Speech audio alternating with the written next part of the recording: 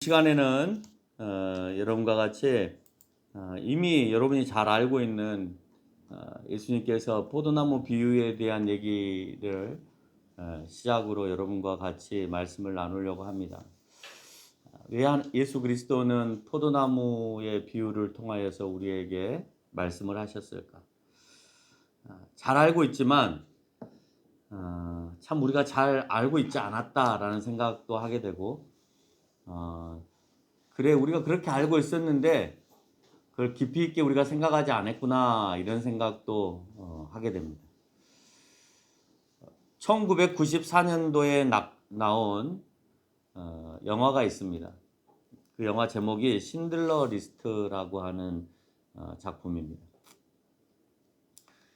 이 작품은 신들러가 이 나치 당원이고 사업가였습니다. 그래서 그 사업을 잘하기 위해서 독일 이제 장교들이나 장군들 만나서 연애를 하고 또 이렇게 술자리를 같이 하는 그런 장면들로 이제 앞부분을 장식을 합니다.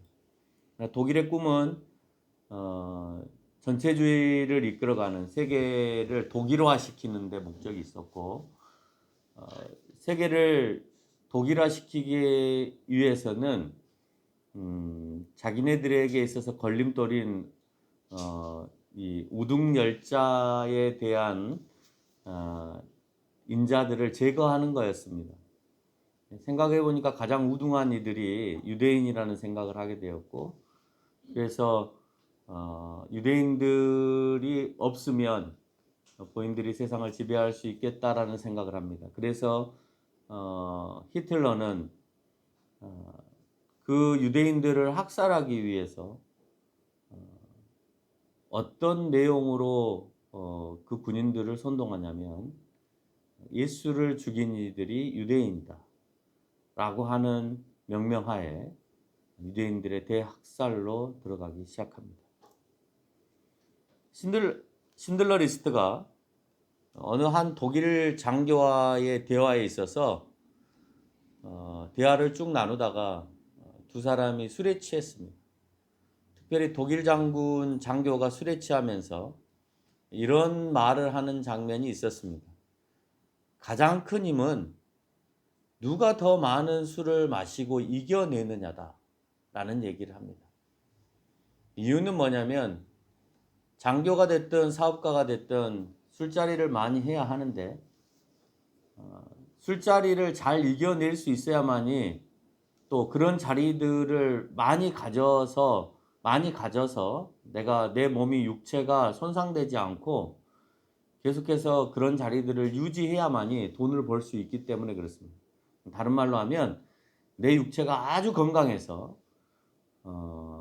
아무리 많은 술을 먹는다 하더라도 그걸 다 이겨낼 수 있는 건강한 육체가 가장 큰 힘이다. 이런 말로 영화 속에서는 묘사되어지는 것 같아요. 권력과 돈이 목적이었던 신들러는 그 말에 대해서 내적 갈등을 하는 모습으로 화면은 비춰졌습니다. 그러면서 신들러는 자기가 가지고 있는 반지를 만지작대기 시작합니다. 그래서 화면은 신들러 리스트 새끼손가락에 끼어있는 불을 상징하는 그 반지를 계속해서 보여줍니다. 있는 사람만이 낄 수 있는 거거든요. 반지를 계속 보여주면서 부의 상징처럼 그렇게 계속 부각을 시켜주고 있는 사람처럼 당시의 어떤 능력을 가지고 있는 사람의 모습으로서 보여주는 거죠. 그러다가 어느 날 여인과 같이 언덕에서 신의 시가지를 내려다보는데 유대인들의 학살의 장면을 보게 되어집니다. 그곳에 신들러 리스트는 흑백 화면으로 되었던 영화였는데 유독 한 아이만 빨간색 처리를 하고 등장을 합니다. 여러 영화 해석가들에 따라서 내용이 다릅니다만은 그 아이를 생명으로 또는 피로 상징을 한다 이렇게 표현을 하죠. 그래서 그 아이를 계속해서 집중적으로 잡습니다. 그리고 그 아이는 그 학살의 장소에서 피해서 침대 밑으로 숨으면서 생명을 건지는 모습을 발견하게 되죠. 그 장면을 보다가 신들러는 다른 생각을 갖게 됩니다. 지금까지는 부를 축적해야 되겠다는 생각을 했다면 아무런 저렇게 어린아이와 같이 아무런 잘못이 없는 아이들까지도 잡아서 죽이는 모습들을 보면서 이게 과연 힘 있는 자들이 해야 되는 행위인가 하는 것을 생각하게 되고 이것은 옳지 않다라고 생각하여서 자기의 재산을 다 써서 유대인들을 구하는 일에 힘을 쓰기 시작합니다. 마지막 자기 재산을 다 털어서 유대인들을 살려내고 도망가게 하는 일을 하는데 마지막 독일군에게 잡히기 전에 잡히기 전 마지막 장면을 보여줍니다. 그때 자기가 끼고 있었던 반지를 다시 한번 만지작됩니다. 그러면서 그 반지를 만지면서 순간 그런 생각을 합니다. 이 반지마저도 내가 팔았으면 더 몇 명을 살릴 수 있었을 텐데 내가 왜 이 손가락에 있는 반지가 있다는 생각을 못했지? 라는 생각을 하게 되죠. 그리고 그는 유대인들을 구했다는 이유로 수용소로 도리어 유대인과 반대적 입장에서 유대인들은 풀어주고 본인은 들어가는 반대적 입장에 놓이게 되어집니다. 그러면서 그런 얘기를 하죠. 위에서 가장 큰 힘은 술을 많이 마시고 이겨내는 것이다라고 하는 독일 그 장교의 말과 반대적으로 신들러 리스트는 가장 큰 힘은 사람을 살리는 큰 선을 통해서만 가장 큰 힘을 얻을 수 있다라고 표현을 합니다. 사람들이 생각할 때 신들러가 수용소로 끌려갔기 때문에 아무런 힘을 갖고 있지 않다라고 생각할 수 있을 겁니다. 권력도 잃었고 재산도 잃었고 그 어떤 것도 자기에게 가진 것이 없기 때문에 가장 큰 힘을 잃었다라고 생각할지 모르겠지만 신들러는 마지막에 가서 사람을 살리는 것 그것이 가장 큰 선이고 그 선을 이룸으로 인해서 자기는 큰 힘을 가졌다라고 하는 겁니다. 그래서 오늘 본문의 제목이 가장 큰 선, 살리는 일이라는 제목으로 여러분하고 같이 말씀을 나누려고 합니다. 신들러 리스트라고 하는 영화의 한 장면을 여러분과 같이 나누면서 소론이 좀 길었습니다만은 오늘 예수님께서 여러분에게 하시고자 하는 본질적인 것이 무엇인가 하는 것을 깨닫게 하기 위해서 사람들은 가장 선한 일을 하면 그러면 그게 가장 큰 힘이다라고 생각하는데 예수님은 거기에서 한 발 더 나아가서 가장 선한 것은 영원한 생명으로 인도해내는 것이다라고 생각합니다. 단지 이 땅에서 생명 연장 정도로만이 아니라 이것은 사람이 보편적으로 생각하는 가치입니다. 그러나 하나님이 생각하시는 하나님만의 생각은 그게 사실은 보편적이고 유일한 생각인데 그 생각은 자기의 백성들이 영원히 살게 해주는 것. 일시적으로 사는 것이 아니라 영원히 살게 하는 것. 그게 가장 큰 선이고 그래서 하나님은 선하시다라고 할 때 그 선하심은 자기의 백성을 영원히 구원하시기 때문에 선하신 것이에요. 그 선함이 가장 큰 힘으로 발휘되어지는 거고 그 가장 큰 힘을 오늘 성경에서는 기도를 통하여서 그 일을 하기 위해서 네가 나에게 무엇을 구하든지 간에 그 기도의 응답을 다 응하시겠다라고 대답하고 있는 것을 볼 수가 있습니다. 그게 우리에게 있어서 가장 큰 힘입니다. 그러나 그 일을 해낸다고 해서 우리가 평안함이나 부나 명예를 얻는 것이 아니라 오늘 신들러 리스트가 얘기한 것처럼 나는 저 사람들을 다 구원해낸 내가 할 수 있는 방법에 대해서 구원해내고 내가 수용소로 끌려가는 한이 있더라도 나는 가장 큰 선한 일을 하였고 가장 큰 힘을 가지고 있다고 생각하는 것처럼 그리스도인 우리 역시 우리에게 맡겨진 그 영혼들을 영원한 생명으로 이끌어내고 그 이끌어냄의 그 능력이 가장 큰 힘이다라고 하는 것을 깨우칠 수 있어야 된다라고 하는 것이 오늘 본문 전체의 말씀인 것입니다. 본문은 나는 참 포도나무요로 시작을 합니다. 이 말은 근원적인 나무에는 아무런 이상이 없다라고 하는 거예요. 참 포도나무니까 나무 자체에는 아무 이상이 없다. 이 근원적인 나무에는 아무 이상이 없다라는 말로 전제합니다. 그런데 2절을 보니 열매가 없는 나무가지가 있습니다. 결과는 찍어서 버립니다. 다시 본문을 보면 참 포도나무인 예수는 이상 없이 열매를 맺지 못한 우리가 문제인 것처럼 그렇게 설명을 하고 있습니다. 그럼 여기서 말하는 찍어버릴 나무가지는 열매를 맺지 못하는 것인데 그 열매라고 하는 것이 도대체 무엇일까 하는 질문을 던지며 오늘 본문은 들어갈 수 있겠죠. 힌트를 하나 드리자면 8절의 말씀에서 열매를 많이 맺으면 아버지께 영광을 받으시고 내 제자가 된다라는 말씀이 있습니다. 또 여기서도 열매는 무엇이다 라고 얘기하는 것이 아니라 열매를 많이 맺으면 하나님께 영광을 돌리고 내 제자가 된다. 그럼 하나님께 영광이 되고 내 제자, 예수님의 제자가 되는 그것이 무엇이겠느냐 하는 것을 또 한번 생각해 봐야 되겠죠. 농부인 아버지께서 가지치기를 하시는 이유는 깨끗하게 하기 위해서다라고 설명을 합니다. 가지치기를 당한 가지는 6절에서 불에 태운다라고 합니다. 다시 말하면 소멸과 멸망을 의미합니다. 다시 말해서 열매는 소멸과 멸망의 반대적 의미를 가지고 있는 것이겠죠. 다른 말로 하면 열매를 맺음으로 인해서 멸망받지 않을, 하나님으로부터 멸망받지 않을 것이 무엇인가 하는 것을 우리는 계속해서 머리에 담고 추적해 가야 할 것입니다. 그럼 우리가 예수라는 포도나무에 붙어서 멸망하지 않는 것은 무엇일까? 참 포도나무인 예수 그리스도를 믿는 믿음에서부터 시작을 합니다. 그 믿음이 열매와 연결이 되어 있다라고 하는 사실들도 알게 되는 것이죠. 왜? 내가 예수님께 붙어 있으려면 예수님을 믿어야 붙을 수 있는 거예요. 내가 예수 그리스도를 알아야, 내가 그분을 신뢰해야, 그분을 온전히 믿어야 예수 그리스도와 함께 할 수 있는 겁니다. 그러니까 사실 이 열매는 이 믿음에서부터 시작되어진다라고 할 수 있는 거죠. 따라서 예수 그리스도를 믿는다 하면서도 이 열매가 없으면 안 된다라고 설명을 합니다. 다른 말로 얘기하면 믿음과 열매는 연결되어지지만 내가 생각하는 그 믿음이 열매로 연결되지 않을 수도 있다라고 하는 거예요. 그게 열매 맺지 못한 나무 가지인 거예요. 3절에서 내가 일러준 말로 이미 너희는 깨끗해졌다라는 말을 표현합니다.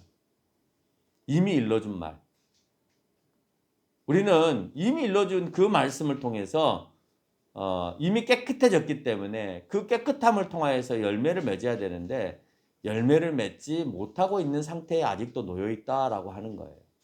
그럼 우리는 어떤 말씀으로 깨끗해졌다는 것이냐?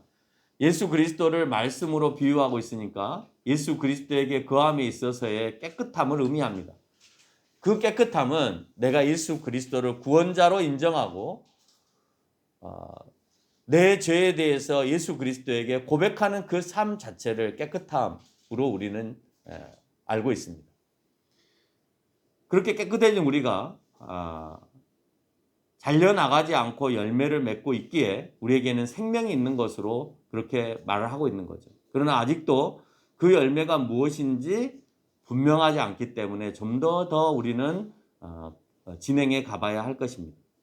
붙어있는 나뭇가지가 제거함과 같이 4절에서 깨끗함을 입은 가지가 그리스도 안에 거하기를 원하고 있습니다. 그 이유는 예수님을 떠나서는 아무것도 할 수 없기 때문에 그렇다라고 얘기하고 있습니다. 예수님을 떠나서 아무것도 할 수 없는 것이 무엇일까요?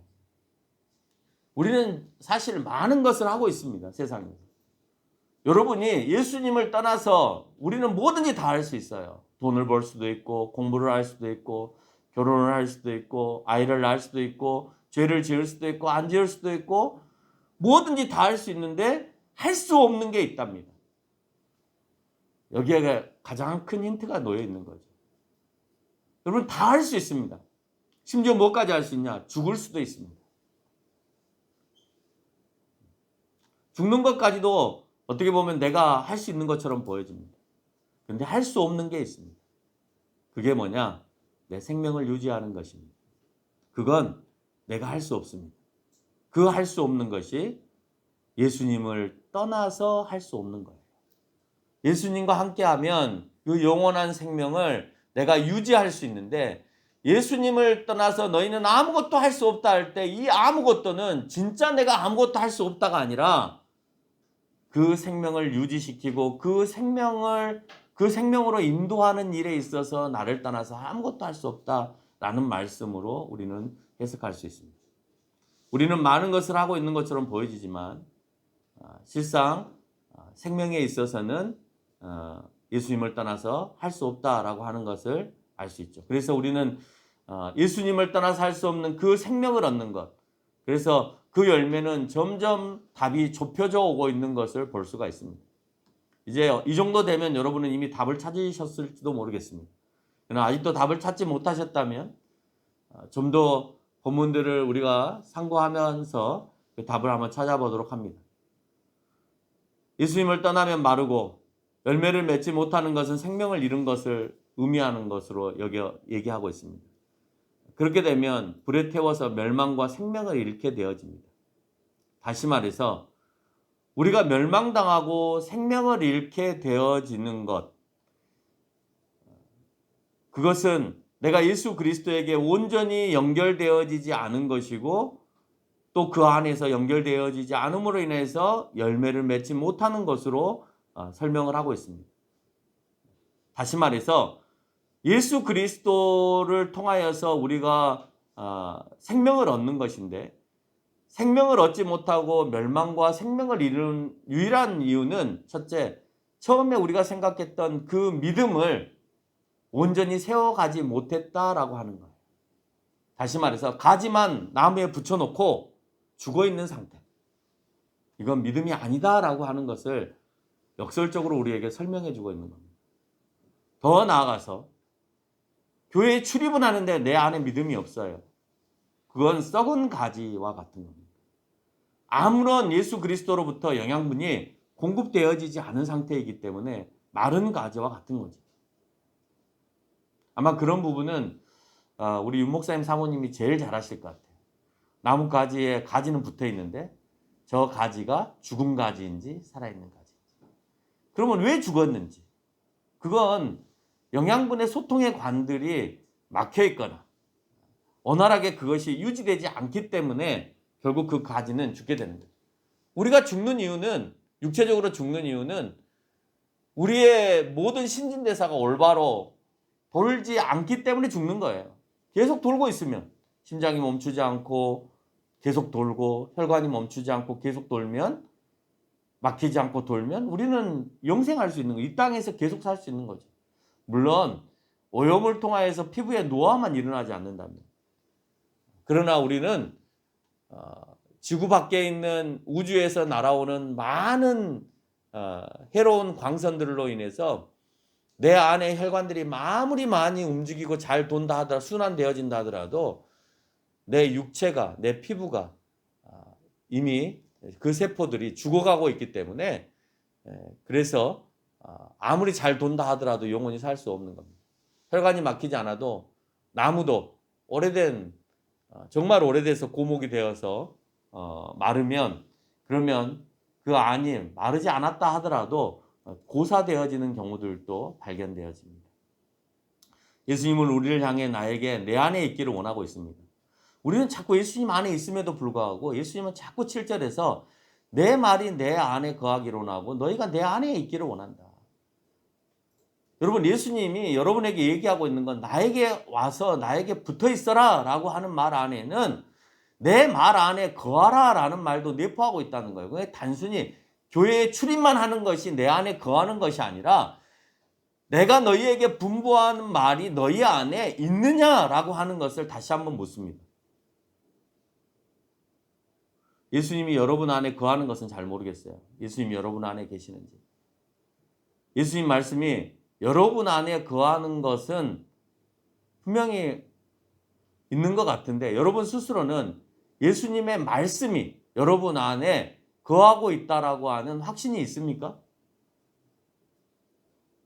예수님, 내가 봤을 때는 예수님이 여러분 안에 있는지는 나는 잘 모르겠어요. 그런데 예수님의 말씀이 여러분 안에 있어서 내가 그것을 행동으로 옮기고 살아 역사하게끔 하고 계시냐 이 말이에요. 그러면 여러분 안에 예수님의 말씀이 있는 거죠. 이 사실을 알면 우리에게 특권이 생긴다라고 하는데 7절에서 앞에서 우리가 본 것처럼 그렇게 됐을 때 내 말씀이 너희 안에 있고 그 말씀대로 너희가 움직이고 있을 때 우리에게 특권을 하나 주는데 그게 뭐냐? 무엇인지 구하면 이루리라 라는 말씀입니다. 여러분, 기도한다고 해서 모든 것을 이루는 것이 아니고요.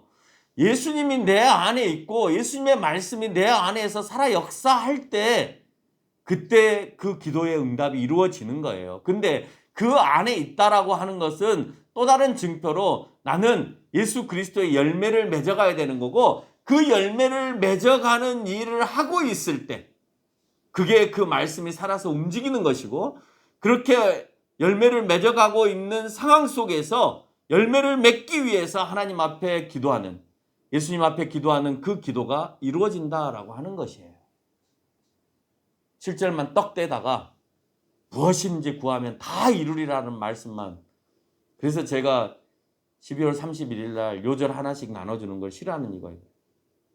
분명히 이 요절이 들어있거든요. 그 가운데. 한 절만 주니까. 그러니까 내가 이제 지금부터 기도하는 거 다 들어주실 거야. 물론 그렇게 마음을 먹고 기도하는 것도 좋습니다만은 자꾸 그런 식으로 하다 보면 기복신앙이 되어버릴 수밖에 없는 거예요. 기복신앙에서 벗어나기 위해서는 진짜 예수님께서 이렇게 말씀하시는 그 위에 근본적인 내용들이 뭐냐라고 하는 것을 우리가 살펴봐야 된답니다. 그 열매를 맺기 위하여서 네가 무엇을 구하든 그러면 내가 이루어주리라 라고 하는 거예요. 우리는 계속해서 그 열매를 추적해 가야 합니다. 예수님을 믿는 믿음 안에 거한 상태가 되면 우리의 기도에 능력이 생깁니다. 근데 그 열매는 생명과 연결이 되어 있습니다. 왜 제가 서두에서 신들러 리스트에 대한 영화를 여러분에게 설명을 했겠습니까? 힘과 능력은 가장 선한 일, 사람을 살리는 것을 할 때 생긴다라고 신들러 리스트가 얘기를 했습니다. 사람도 그렇게 생각합니다. 근데 오늘 이미 성경은 그 얘기를 하고 있습니다. 우리에게 기도의 능력이 생길 거라고요. 그 기도의 능력은 사람을 살리는 일을 하고 있을 때 그 능력이 생긴다라고 하는 거예요. 그 사람을 살리는 일에 열매를 너희가 맺고 있느냐 맺고 있지 않느냐를 오늘 성경은 우리에게 포도나무 비유를 통하여 설명하는 것입니다. 이것은 우리가 지금까지 교회를 다니고 예수님을 믿는다고 고백하는 성도 정도가 아니다라고 하는 거예요. 14장 14절을 보면 예수님은 내 이름으로 무엇을 구하면 내가 행하리라 말씀 안에는 전제 조건이 있는데 그 전제 조건이 14장 11절에서 먼저는 하나님 안에 거하신 예수님을 믿는 것이다 라고 되어 있습니다. 그 믿음이 단지 교회를 다니는 게 아니라니까요. 그 믿음은 예수님의 말씀이 내 안에서 움직여야 되는 거예요. 이렇게 하는 것이다. 근데 그렇게 하는 것이다의 핵심은요. 요한복음에서의 핵심은 사랑하라예요. 그 사랑하라는 여러분이 2주간에 걸쳐서 저와 같이 말씀을 나눴지만 그 사랑은 저 아이를 사랑해주고 이 딸을 사랑해주고 내 이웃을 그냥 포옹해주고 감싸주고의 정도의 사랑이 아니라 내가 저 사람의 생명을 위하여서 목숨을 내놓은 것처럼 저 사람을 예수 그리스도에게로 이끌기 위하여서 내가 목숨까지 내어줄 수 있는 그 사랑을 의미하는 거예요. 그게 내 안에서 살아 움직이느냐 하는 것을, 그게 내 안에서 발동이 되고 있느냐, 그게 믿음이다. 발동되지 않으면 나를 안 믿는 것이다. 왜? 나는 너희에게 그렇게 분부하고 있는데 그 분부의 말이 네 안에서 살아서 역사하지 않고 있다라고 하는 거예요. 여러분, 그게 움직이기 시작하면 여러분의 기도는 당연히 거기에 포커스에 맞춰서 기도가 되어질 것이고, 그렇게 포커스에 맞춰서 기도되어지는 그 기도는 당연히 하나님께서 안 들어주실 수가 없다라고 하는 것으로 증명하는 거예요. 그래서 우리의 기도가 하나님 뭐 해주세요가 아니에요. 그런 기도는 절대 나올 수가 없어요. 우리의 기도는 여러분이 신앙이 성장해지고 믿음이 커지면 커질수록 나오는 기도는 하나님 내가 저 사람을 건져내야 되는데 어떻게 해야 됩니까? 이런 한계가 있는데 이 한계를 어떻게 극복해야 됩니까? 이런 기도밖에 안 나와요. 내가 우리의 성도들을 이끌고 가야 하는데 하나님 나는 능력이 없습니다. 물질의 능력도 없고 말씀의 선포의 능력도 없습니다. 하나님 도와주셔야 되지 않겠습니까? 그 기도 외에 뭐가 있겠습니까? 하나님 나도 먹고 살아야 되니까 돈 좀 주십시오.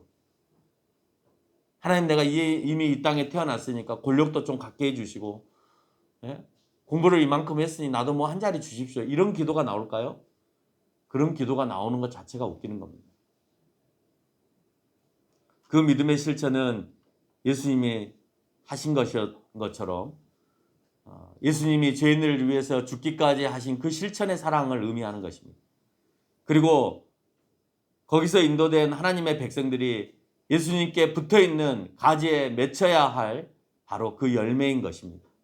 여러분이 맺어야 될 그 열매는 예수 그리스도에게로 인도되어지는 예수님의 백성들인 거예요.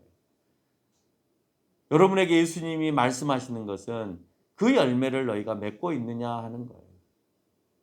여러분 입술이 지금 벙어리가 되어서 복음을 전하는데 아무런 입술을 열지 못하는, 예수님의 사랑을 느꼈다 하면서도 그 사랑을 전달하지 못하는 그런 그리스도인이라면 아직 우리는 열매를 맺지 못한 그냥 포도나무에 가지만 붙어있는 그런 형국일 수밖에 없다는 겁니다. 이 일 안에서 하나님의 영광을 받으시고, 하나님은 어떤 영광을 받으시겠어요? 자기의 백성들이 오는 것에 가장 큰 영광을 받으세요. 하나님께서 가장 큰 영광은 언제 받으셨어요? 예수 그리스도가 모든 죄인들의 죄를 대속해 준 그 십자가에서 영광을 받으셨어요. 그러면 우리를 통하여서 어떤 영광을 받으시겠어요? 이제 예수님께서 깨끗하게, 자 이제 너희는 다 깨끗해졌다라고 표현하고 계시니까 그 깨끗한 가운데 몰려오는, 그 백성들이 몰려오는 것에 하나님은 영광을 받으시고 우리의 기도를 들어주신다라고 하는 것입니다. 8절에서 그 사랑을 실천하는 자가 예수님의 제자라고 말씀하고 있습니다. 그럼 제자가 누가 제자이겠어요? 오늘 그 맥락들이 같이 다 연결이 되어집니다. 영광도 받으시고 예수님의 제자라고 말씀하시는데 그 제자는 예수님하고 똑같은 삶을 살아가는 자가 예수님의 제자가 아니겠습니까? 그런 제자야만이 하나님의 손에 잘려나가는 가지가 아니다라고 말씀을 하고 있는 거예요. 요한복음 13장 35절에서 너희가 서로 사랑하면 이로써 모든 사람이 너희가 내 제자인 줄 알리라. 여기서 말하는 사랑도 요한복음에서는 예수 그리스도가 하신 그 삶의 모습으로 살아가는 그 사랑을 얘기하는 거예요. 그렇게 살아갈 때, 예수님처럼 살아갈 때 한 명의 생명이라도 건져내기 위해서 자기 목숨까지 아끼지 않는 그 사랑을 할 때 그게 바로 내 제자다라고 말씀하는 거예요. 열매는 목숨까지 아끼지 않은 구원의 길로 인도해낸 그 하나님의 백성들이 바로 열매인 것입니다. 그 복음의 열매는 예수 그리스도의 사랑에 대한 절대적인 믿음이 내 안에 있을 때 가능한 거예요. 그 믿음이 없기 때문에 열매 맺음이 없는 거예요. 다시 말해서 내가 예수 그리스도를 믿는다는 말은 내가 그 열매를 가지고 있느냐 있지 않느냐를 말하는 겁니다. 교회를 출입하느냐 출입하지 않느냐, 세례를 받았느냐 받지 않았느냐가 믿음이 아니라 내가 그 사랑을 가지고 그 백성들의 열매들을 맺어가고 있느냐 맺어가지 않느냐가 내가 믿음이 있느냐 믿음이 없느냐와 결정이 되어지는 거예요. 물론 믿음이 크냐 작냐는 또 다른 문제인 것입니다. 이끌어내는 자에게는 예수 그리스도로 변화된 나의 삶이 있어야 해요. 여러분, 내가 그 사람을 이끌어내려면 예수 그리스도의 사랑을 통해서 내가 먼저 변화돼야 되죠. 내가 먼저 변화된 삶이 있지 않으면 그 사람을 변화시킬 수가 없습니다. 내 삶의 변화가 먼저 일어나야 되는 거예요. 예수님을 믿었기 때문에 나는 중생하게 되었고 거듭나게 되었고 거듭났으면 변화되어야 되는 거죠. 변화가 안 됐기 때문에 아직 나는 또다시 신앙으로 나를 점검해 봐야 하는 겁니다. 예수 그리스도의 사랑이 내 사랑이 되어 있는가도 물어야 합니다. 그 변화된 삶과 그 사랑으로 열매를 맺는 거예요. 이 일을 위해서 우리는 무단히 기도해야 합니다. 누구를 건져내기에 앞서서 가장 중요한 것은 내가 변화되어졌느냐가 더 중요한 거예요. 믿음 안에 거하느냐를 묻고 있기 때문에 믿음 안에 거한 그 삶이 나에게 있어야 되는데 내가 안 되어 있으면 나는 그것을 위해서 먼저 기도해야 되는 거죠. 우리는 어쩌면 붙어있는 가지일 수 있습니다. 붙어만 있을 수 있는 가지. 생명력이 없는. 그래서 언제든지 그 가지치기에 놓일 수밖에 없는 가지일 수도 있다라고 하는 거예요. 우리는 성경에서 그런 인물들을 많이 보잖아요. 예를 들면 가룟 유다와 같은 인물들도 있는 겁니다. 붙어 있는 것처럼 보여지지만 실상은 말라 있는 나뭇가지와 같은 형국을 하게 됩니다. 따라서 그 자양분은 예수님께 있으니까 예수님과 단절되어 있으면 열매의 그 능력이 발휘되지 못하게 되어진다라고 하는 거예요. 진짜 예수님에게 붙어 있고 영양분을 정확하게 공급받으면 열매는 맺을 수밖에 없다라고 하는 또 다른 이유를 설명하고 있는 겁니다. 다시 말해서 열매를 맺지 못하고 있다 그러면 예수님과 관계가, 예수님과의 통로가 막혀 있는 거예요. 본문 9절은 명쾌한 답을 줍니다. 뭐라고요? 아버지께서 나를 사랑하신 것 같이 나도 너희를 사랑하였으니 나의 사랑 안에 거하라고. 그 사랑은 이미 설명을 했기 때문에 더 이상 설명하지 않겠습니다. 아버지께서 나를 사랑하셨습니다. 아니죠. 예수님을 버리신 아버지가 무슨 사랑을 해요? 내가 봤을 때는 사랑한 것 같지 않아요. 그렇지만 예수님은 그 아버지를 향하여서 결코 나를 버리지 않으셨다라고 얘기하고 있습니다. 왜? 부활로 다시 소생케 하셨고 하나님의 보좌 우편에 앉게 하신 영광을 주셨기 때문에 결국은 예수 그리스도를 버리신 게 아니죠. 육체적인 고통은 있었을 수 있습니다만은 그 고통을 통하여서 새로운 부활의 첫 소망을 보여주셨고 또 하나님의 보좌의 우편에 가서 큰 영광을 받게 하신 것을 통하여서 아버지는 나를 버리지 않으셨음을 보여주는 겁니다. 무신론자들은 보이지 않는 세계에서 보이는 현상 세계로 예수 그리스도가 왔는데 그래서 본인이 하나님이라고 주장을 했는데 결국 자기가 십자가에 매달리기 전에 아버지 어찌 나를 버리시나이까 라고 하는 표현을 통하여서 그가 어쩌면 신이 아니었다라는 말로 표현을 합니다. 우리는 그 말을 쉽게 받아들일 수 있을 것처럼 보여지지만 아닙니다. 그 뒤에 부분을 보지 못한 겁니다. 다시 살리시고 다시 하나님의 우편에 올라가신 예수 그리스도를 보지 못하는 그들은 그것을 가짜로 표현합니다. 그리고 그것을 주변에 있는 신하들을 가지고 와서 만들어낸 제자들의 이야기다라고 표현을 합니다. 그러니 그들에게는 믿음이 있을 수 없고 예수 그리스도가 하나님으로 보일 수 없는 것이죠. 프랑스 작가인 알랭 드 보통도 그런 얘기를 합니다. 그렇지만 그렇게 무신론적 입장을 설명한다 하더라도 그리고 본인이 무신론자라고 설명을 하면서도 불구하고 종교에서 얻을 것이 있다라고 표현을 해요. 종교에서 얻을 수 있는 것이 있는데 나는 하나님을 믿지 않고 신화적인 예수 그리스도를 믿지 않지만 그 종교 안에서도 얻을 것이 있다라고 하는 거예요. 그래서 종교는 없어지면 안 된다라는 거예요. 나는 안 믿지만. 왜? 세상에 순기능적인 역할을 하는 것이 있다라고 하는 거예요. 그것을 알랭 드 보통이 두 가지로 얘기했습니다. 뭐냐? 세상은 이기적이다라고 하는 거예요. 그 이기적인 면을 종교가 잡아준다라고 하는 거예요. 두 번째는 세상은 분쟁의 요소가 있다. 늘 싸움에 산다라고 하는 거예요. 이기적이니까 싸울 수밖에 없죠. 분쟁을 일으키며 산다.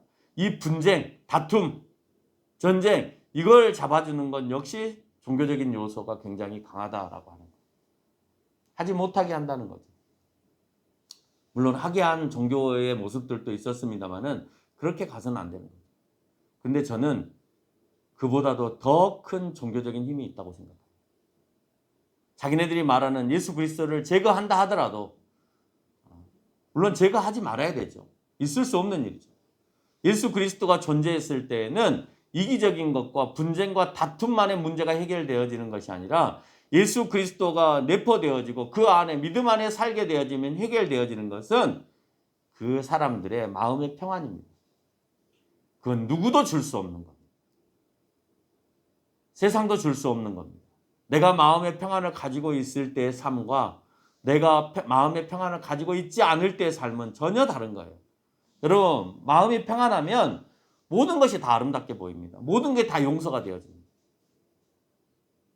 똑같은 상황인데 내가 정말 기도를 하나님 앞에 전심전력으로 하고 정말 평안한 마음을 가지고 있는 상태에서는 모든 것이 다 아름답게 보인다니까요. 그런데 내가 돈도 있고 능력도 있고 다 가지고 있는데 내 마음의 평안을 갖고 있지 않으면 항상 화가 많고 항상 불만이 많고 항상 이기적인 마음을 갖고 살고 그래지는 거예요. 우리의 삶을 보면 우리가 세상에 버려진 것처럼 보이지만 예수님은 그를 통해서 결국 우리를 버리지 않으시고 살리신다라고 하고 있습니다. 그래서 요한복음 14장 18절에서 보면 내가 너희를 고아와 같이 버려두지 아니하시고 너에게 오리라라고 말씀하고 있습니다. 만약에 그를 생명으로 이끌어내지 못하면 우리는 영원한 고아가 되는 거죠. 그래, 네가 말하는 예수 없잖아. 그런데 내가 너희에게 오리라라고 얘기하고 계시는 거예요. 그렇지 않다라고 하는 거죠. 13절은 우리가 흔히 문자적 오해를 할 수 있는 본문입니다. 이것만 읽으면 우리가 친구를 위해서 자기 목숨을 버리면 이보다 더 큰 사랑이 없다라고 표현하는데 위의 내용을 쭉 읽고 이 내용을 읽어야만 해요. 그런데 오늘 13절만 딱 떼서 읽으면 친구를 위해서 내가 목숨을 버려야 되는 거구나 라고 그렇게 문자적 해석을 해버릴 수 있다는 거예요. 아니요.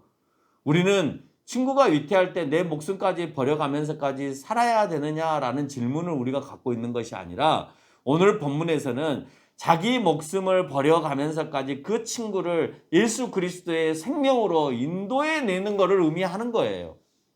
단지 물에서 건져주거나 먹을 것을 주거나 이 땅에서의 생명을 연장시켜주기 위해서 내가 저 친구의 생명과 바꾼다라고 하는 의미가 아니에요. 그 차원을 뛰어넘는 친구에 대한 사랑인 겁니다. 그래서 우리는 고민하죠. 저 친구가 아파 있을 때, 고통당해 있을 때, 아니면 죽을 상황에 놓였을 때 내가 대신 생명을 버리고 저 친구를 건져줘야 되겠다? 라고 생각하는 경우들도 있습니다. 근데 세상은요, 세상 사람들도 그걸 원하지 않습니다. 여러분, 내가 저 생명을 건지기 위해서 내 생명과 바꿔요? 이게 무슨 의미가 있어요? 사회학적으로 봐도 이유가 없잖아요. 한 생명, 저 사람이 죽든 내가 죽든 한 명이 죽는 건데 바꾼다고 해서 무슨 의미가 있어요? 살아있는 사람은 감사하고 은혜이겠죠. 은혜를 받은 것이겠죠. 죽은 사람에게. 그렇지만 사회학적으로 봐도 두 사람이 다 산 것도 아닌데 굳이 자기의 목숨을 버려가면서까지 한 목숨을 건진다라고 하는 것은 있을 수 없는, 두 사람을 건져내기 위해서 내가 희생을 했다라고 하는 것은 이해가 되어지지만 뻔히 하면 내가 죽을 건데 저 사람 건지기 위해서 내가 죽어야 되느냐? 이것은 사회학적으로도 별로 의미가 없는, 그래서 의미가 없지만 그렇게 하는 사람들을 세상은 의인이라고 표현을 하고 있습니다. 본문에서 자기 목숨을 버리는 경우는 전적으로 친구를 위해서 예수 그리스도를 전하는 것을 의미하는 것입니다. 친구의 생명을 구해주고 내 생명이 죽어도 된다라는 그런 사도 바울처럼, 사도들처럼 내가 저 생명들을 건져내기 위해서 아무리 노마의 핍박이 있다 할지라도, 가지 못하게 한다 할지라도 내가 복음을 들고 저들에게 가야 된다라고 하는 열정, 아무도 내 소리를 들어주지 않는다 하더라도 내가 전하고 싶어서 누구를 만나든지 간에 그 만나는 사람들에게 욕을 얻어먹든 핍박을 받든 어떤 상황이 되든지 간에 내가 복음을 전하는 그 모습이 바로 친구를 위한 삶이다라고 하는 거예요.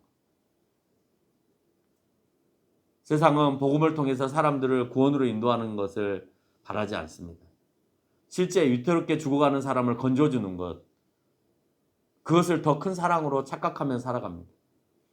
신들러가 독일 장교하고 대화 가운데에서 독일 장교가 아까 얘기한 것처럼 가장 큰 힘은 술을 먹어도 취하지 않는 것이다 라고 얘기하고 있었습니다. 얼마나 술을 먹어도 취하지 않는 것이 가장 큰 육체적인 힘일까 우리는 생각해 봐야 되겠죠. 그가 말하는 힘은 육체적인 강함을 얘기하는 거였습니다. 왜? 장교였기 때문에 그렇습니다.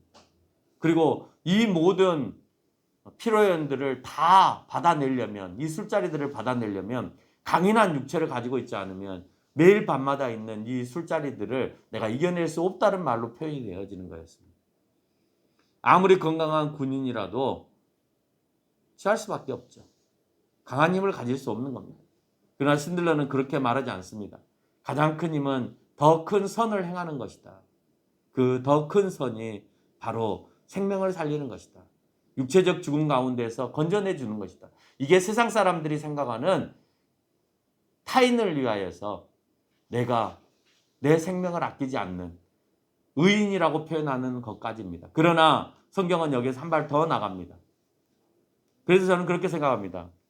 나는 가장 큰 힘은 하나님의 백성을 구원의 길로 이끌어내는 것, 영원한 생명으로 이끌어내는 것, 그 영원한 생명으로 이끌어내는데 내 생명까지도 아끼지 않는 것, 이것이 진정한 힘인 것이고 능력인 것이다 라고 말하는 것입니다. 결론을 맺겠습니다. 예수님 안에 거하는 것은 예수님을 나의 구원자로 믿는 믿음에서부터 시작을 합니다. 믿음은 우리를 성장시키는 자양분입니다.